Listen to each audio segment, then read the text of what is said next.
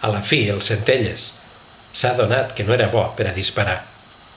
Li ha pres el fusell i li ha manat que ajudés a portar els ferits a les ambulàncies, que esperaven resguardades a la cantonada.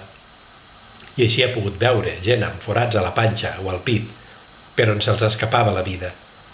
Homes fets i drets que ploraven i renegaven. Noiets blancs com un llençol, que encara intentaven somriure quan els deia que no serà res. I se'ls carregava al coll i corria ajupit, mentre sentia el xiulet agut de les bales que li passaven pel damunt. Quan la lluita ha afluixat, s'ha enfilat en una de les últimes ambulàncies que marxaven carregades de ferits i que l'ha deixat davant de l'hospital clínic.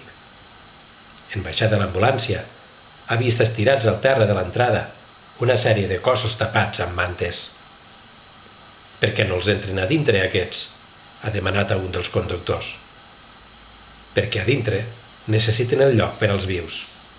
Aquests ja crien malves». Li ha respost aquest amb un deix de burla, potser per ocultar la seva pròpia emoció. L'Agustí s'ha apartat en una banda i ha perbocat.